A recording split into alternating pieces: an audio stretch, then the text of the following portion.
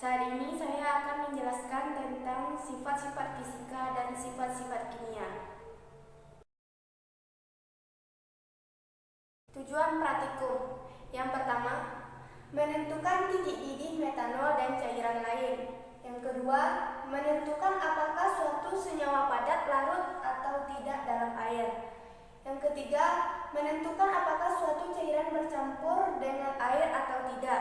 Yang keempat, menentukan apakah suatu zat mengalami perubahan fisika atau perubahan kimia. Salah satu cara untuk menggolongkan materi yaitu berdasarkan sifat fisika dan sifat kimianya. Sifat-sifat ini digolongkan menjadi dua, yaitu homogen dan heterogen. Homogen mempunyai sifat kimia dan sifat fisika yang tetap, sedangkan heterogen tidak punya sifat-sifat tetap. Sifat-sifat fisika merupakan sifat yang dapat diukur atau diamati tanpa senyawa mengalami perubahan komposisi. Sifat-sifat fisika diantaranya yaitu perubahan wujud, warna, density, titik leleh, titik didih, hantaran listrik, hantaran panas, kelarutan kekerasan, bau dan rasa. Sedangkan sifat kimia adalah sifat yang diukur atau diamati bila zat mengalami perubahan komposisi di mana harus berlangsung reaksi kimia. Contoh perubahan kimia yaitu besi yang berkarat, kayu terbakar, hidrogen yang meledak, dan uranium meluruh secara radioaktif. Pertama, alat. Untuk praktikum ini dibutuhkan alat. Yang pertama, kawat kasa. Yang kedua, gelas piala. Yang ketiga, termometer. Yang keempat, batu didih. 5, tabung reaksi. 6, rak tabung reaksi. 7, cairan penguap. 8, pipet tetes. 9, gelas ukur. 10, kawat tembaga 10 cm. Selanjutnya yaitu bahan-bahan kimia. Yang pertama, metil alkohol CH3OH. Yang kedua, zinc powder NaHCO3. Yang ketiga, sukrosa kristal C12H22O11. Yang keempat, aseton. Yang kelima, CuSO45H2O. Yang keenam, kapur barus. 7, es batu. 8, air suling.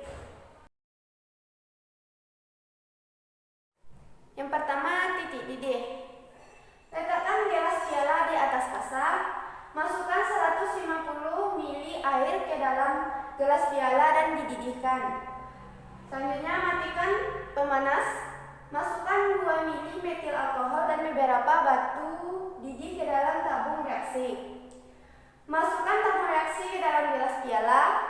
Masukkan termometer ke dalam tabung reaksi sampai 1 cm di atas permukaan alkohol. Biarkan alkohol mendidih beberapa menit. Catat suhu setelah ada kondensat menetes dari ujung termometer. Yang kedua, kelarutan. Masukkan 5 ml air suling ke dalam 2 tabung reaksi. Masukkan zinc powder ke dalam tabung yang pertama dan sukrosa ke dalam tabung yang kedua. Dan kocok beberapa menit. Setelah itu, catat apakah senyawa larut atau tidak. Yang ketiga, pencampuran. Masukkan masing-masing 5 ml air ke dalam 2 tabung reaksi. Masukkan beberapa tetes metil alkohol ke dalam tabung 1 dan beberapa tetes aseton ke dalam tabung yang lain. Kocok dan amati apakah cairan saling bercampur atau tidak.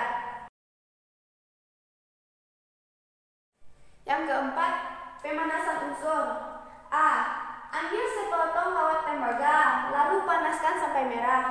Kemudian didinginkan, lalu amatilah perubahan dan jelaskan apakah itu perubahan fisika dan perubahan kimia.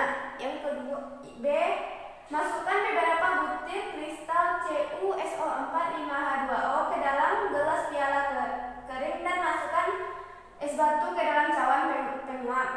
Letakkan gelas piala di atas kawat kasa dan dipanaskan dengan hati-hati sampai CuSO4 5H2O pindah ke dasar cawan penguap. Lalu jelaskan apakah perubahan tersebut perubahan fisika ataukah perubahan kimia. Yang ketiga, ambil sebutir kapur barus, panaskan kemudian didinginkan, lalu amatilah perubahan dan sebutkan apakah itu perubahan fisika dan perubahan kimia. Berakhir sudah penjelasan saya mengenai sifat fisika dan sifat kimia. Mohon maaf atas salah dalam penyampaian. Saya Semina pamit undur diri. Assalamualaikum warahmatullahi wabarakatuh.